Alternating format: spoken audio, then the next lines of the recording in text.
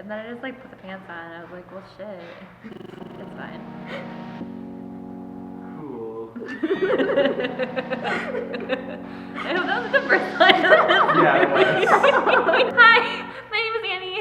I'm the managing coordinator of Rice Players, and I was stage manager for Baltimore Waltz and Midsummer and Tartuffe. Hi, I'm Farah, and I stage managed Rabbit Hole and Baker Shake. Last name. Imtiaz. Awesome. What do you guys enjoy about being a stage manager? Oh, the God mic. The God mic. The God mic. The access to Matt Johnson. I didn't have that. Yeah, you missed out. I love the rehearsal process. I had so much fun like watching the actors like grow and like learning more about the show. And I love bringing them cupcakes and them all liking me.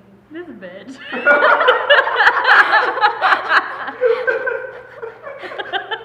I'm sorry. I'm Farah. I'm running with cupcakes. Glitter all around. Awesome. How does the stage manager fit with like the director and the rest of the production team? The stage manager has a lot of power in that role because they technically need to be like making sure everyone's like on their deadlines and everyone's like doing what they need to do. So in that respect, that the stage manager is in charge. In the Rice player situation, it's kind of weird, or in the Rice Nevada situation, because you're often working with a lot of professionals from outside Rice. So then it kind of gets like shaky, like where is your role? Like if you're a student and like the rest of the professional, you're not like gonna like tell them what to do or anything, but you basically kind of manage things as opposed to like direct things. You just kind of make sure everything's like under control. And everyone's happy. You have ASMs. What should you be using them for? That. All right, next question. No, actually, I actually have like a lot of thoughts for this. Yeah. Basically, if you have an ASM, that person or those people should be doing every single thing that like it is not vital that you do. Because it is vital that you are like the brains of the operation, that you are like always like available and to know what's going on. So if there's a task such as sweeping the stage, you send the ASM to make copies, you send the ASM to sweep the stage, you send the ASM when your actors aren't showing up, to like when they need to like go in line. The ASM will fix props if they break, they'll go find props if we lost them. It's a real shit job, but it's really essential to like the functioning. I would say definitely treat your ASMs with a ton of respect and a ton of gratitude, but also ensure that they know that you're in charge, you're the stage manager, because issues will arise if like that authority is not like established from the beginning. Yeah, during the show, ASMs respond to you. They're typically the ones on headset backstage while the stage manager is in the booth. And their job is to make sure everything like actually like goes on stage and happens. So it's their job to be like very responsive to you. You give them like time warnings, updates, like they tell you what's happening backstage. At that point, their job is basically communication. Cool. Well, what's the first thing you should do when you become a stage manager? Read the play. What's the That next, was what's the next no, step? that was not a joke. Yeah, no. Read the play, Yeah. and then read the play again, and then read the play like 4 more times. You want to know that play so well that you can come in on the first day of rehearsal, and the director is gonna be like, "Oh my god!" And for that one scene, we should totally do that one thing. And you don't want to be like, "What scene is that?" So it's so important that you know play. I guess second thing that you would do would be start making charts. It's really, really important to not like leave your chart making till like the last minute. If you just kind of have like start making some Excel spreadsheets for like contact lists and prop lists and set lists and costume lists, and then like a basic schedule, potential like things you might need, like any sort of thing that like you could foresee yourself needing a spreadsheet for, just like make a rough copy of that, and that can always be updated and changed, but once you have like that baseline, it's so much more professional. It's just like, be like, oh, hey director, like, this is what I think the schedule should be. What do you think? And that's really important to have like really fast. Get a book from a really good stage manager and look at all the things they do. I'd also set up meetings with like your director for sure, another stage manager, so that you kind of like know what your expectations are and like kind of look up like some goals for yourself, come up with like schedules, timelines, be organized, notebooks, tabs, highlighters.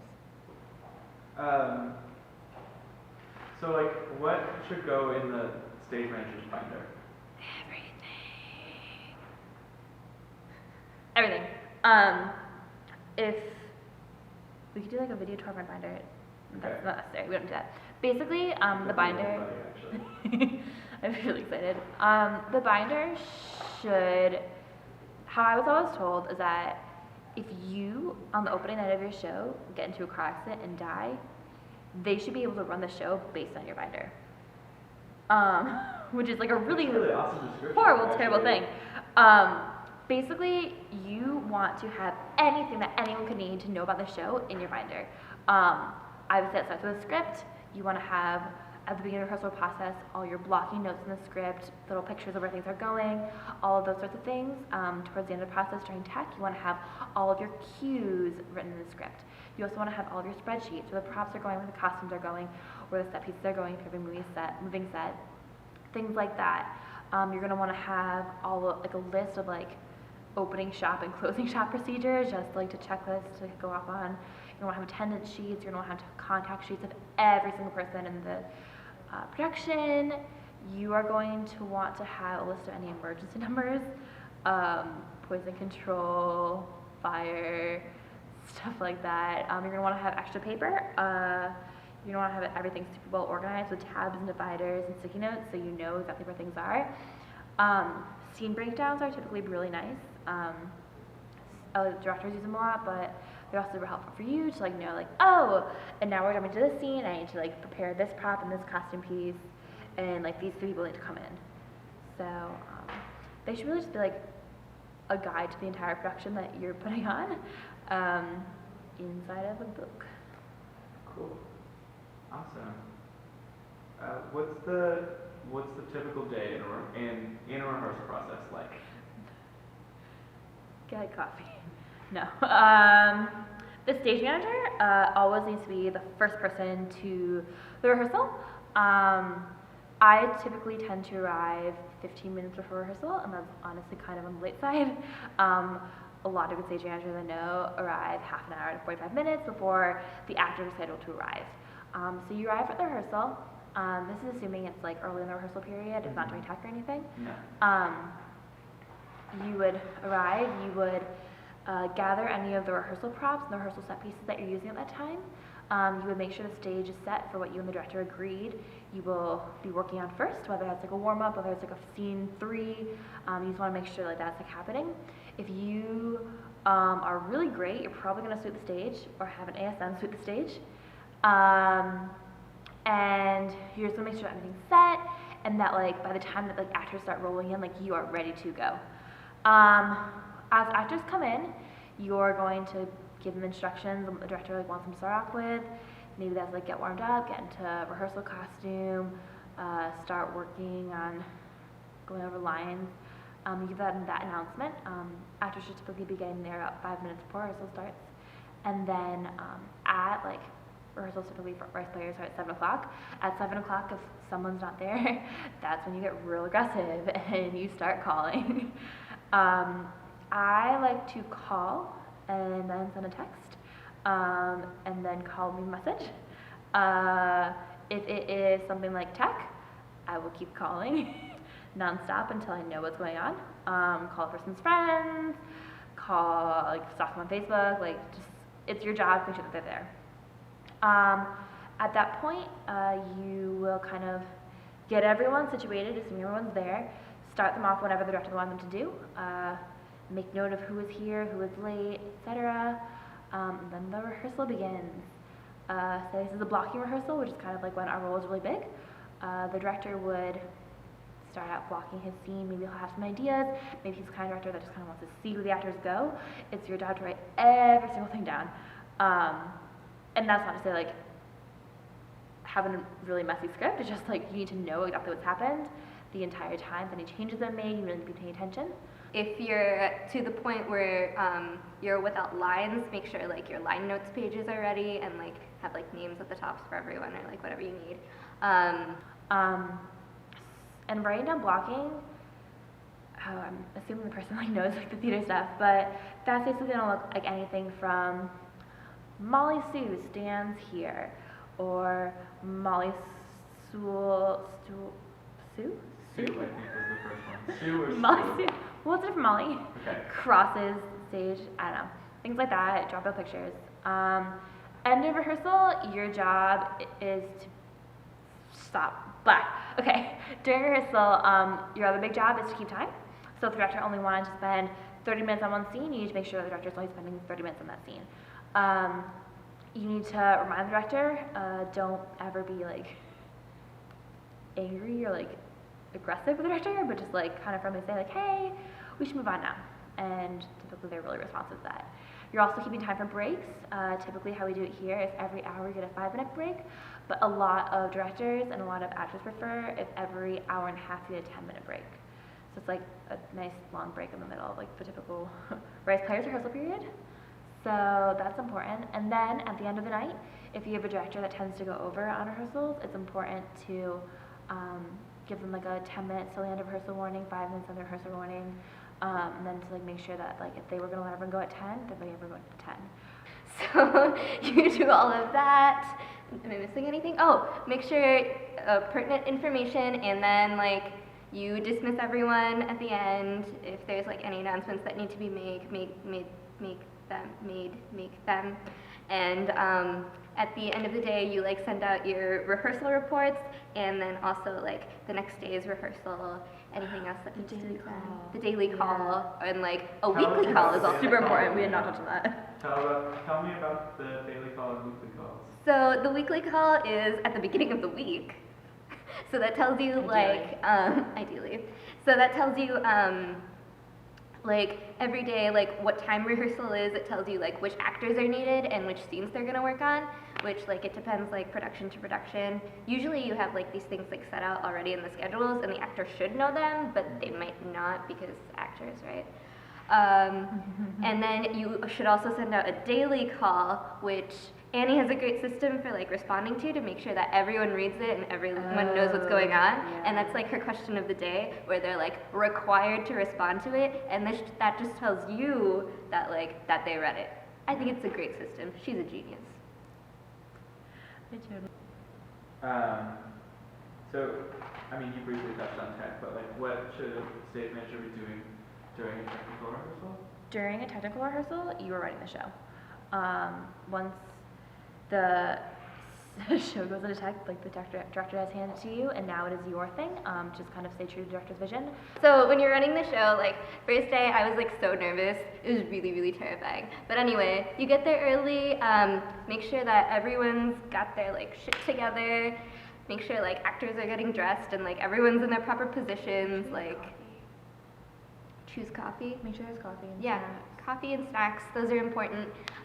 Like first day, and like I did like last day, and like in the middle of the week I gave like pick-me-ups for like the actors and the cast and everything. Do you have something to say about that? I said this girl. You. So while you're running the show, like I know you've like gone through the show like 100 times, but like this time is like super, like you're gonna be like super excited about it all over again, and you're gonna do fine, I promise. I know that you're scared, but you're gonna be okay. You are gonna be okay. So you are telling everyone where they need to be. You are like saying when we're starting, when we're going. You are calling all the cues. You're making sure that everyone knows like when they have a break, when they need back. You need to make sure that no one's here if you really don't need them. That's super important. And you're also usually sitting in the audience at a tech table, literally like calling this show with a God mic.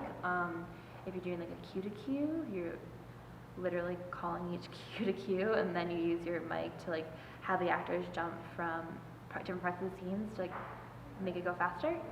So you can just look at the cues. Your job is to make sure that like everyone is on the same page. If any changes are made during tech, that they actually happen. So you know, Describe the experience of running a show? like the actual performance of a show. Yeah, sure. When you run the show, it's kind of similar to the rehearsal, and then you do the first one here, last to leave. But like you are straight up like running the show. Typically, in most performances, the director is no longer there. Sometimes this is not the case in Race Theater, but you know.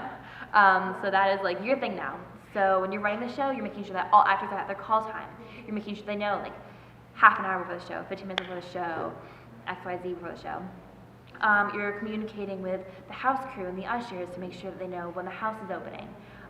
You are communicating with your tech crew so that they know that they need to all be all black on a certain day and they need to be backstage by a certain time. You're communicating with the people running sound and lights to make sure that they have their system set up, they've run all their checks. You want to make sure, this is where spreadsheets are really helpful, you have like little checklists backstage so you make sure that everyone has like checked the things that they are signed for and that that's all going to go smoothly. During the show itself, once you call places, the actors are getting places and the show just kind of goes.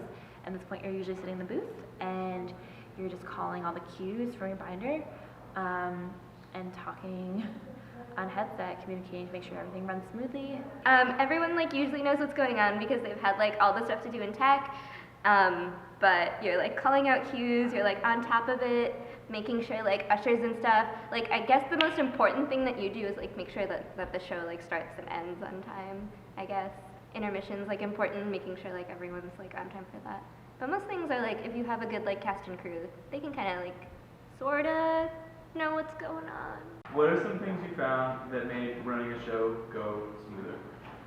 Matt Johnson. Okay. They don't have access to Matt Johnson. Maybe. They might not have access to Matt Johnson. Oh, that's a sad day. Things that make running a show go smoother.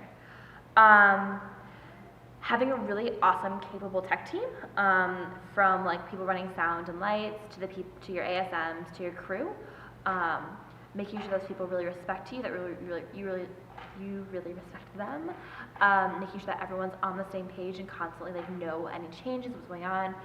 That's super, super awesome. Always asking the director for clarification if you're not entirely sure what they want, if you're not sure when a cue should have been called.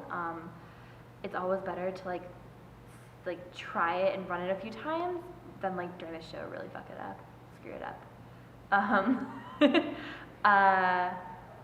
Lots of, honestly, knowing the show really well is really important. And that, for me personally, kind of just means like, there are times when the job gets really, really tedious and it's so tempting to be on your phone or be on Facebook when you have your computer out. And if you really want to know the show, like you need to like be watching the rehearsal the entire time, like knowing when the changes are made. And if you really need to like watch the performance the entire time and not necessarily be like really caught up in like doing your homework backstage or like in the booth, so that you know like what's going on and like you just are able to answer all the questions that arise and able to like quickly problem solve if you know the show well enough. And communication in general makes anything go smoother. Just good communication, honest, open, respectful, polite, short emails that are to the point but friendly. I struggle with that. Bullet points, I feel like it's really hard. so hard. Yeah. Stickers, positive attitude. That's really important. Be like pumped at your show because like if you're not pumped, like everyone else is like in a bad mood and like you really need to like not be that person. Yeah. Yeah. If you could go back in time and give yourself advice about being a stage manager, what would you say? First of all, if you go back in time, really, stage management is like the first thing on your mind. No, that's the only thing you're allowed to do when you go back in time. That's the only thing. It's like just a time machine for stage manager. Am I allowed to swear? Annie did a lot, so. Get a fucking A stage little bit. manager, like ASM. Like, Wait, get do a it again. fucking ASM. Okay, yeah, do it Do it again. again. No, you have to do it again because like this was like jumbly. It's like get a fucking ASM. Oh, And okay. then- Get a fucking ASM. She says fucking it like freaks me out. It's like when you're like, it's like when an infant says fucking. You're just like, fucking.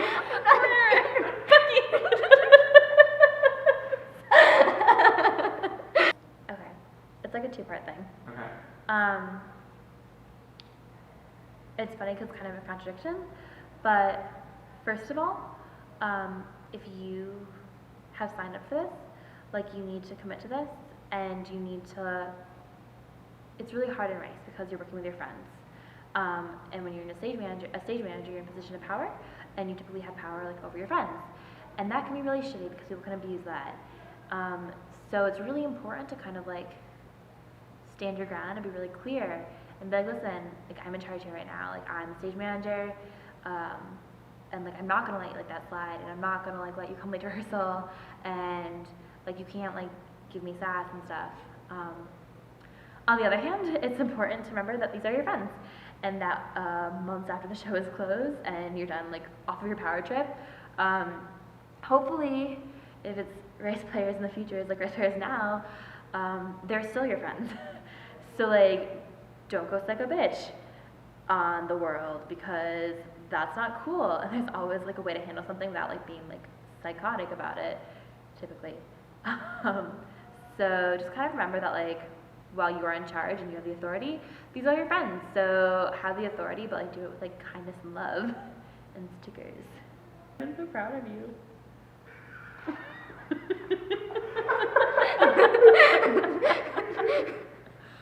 Can we just do challenge now?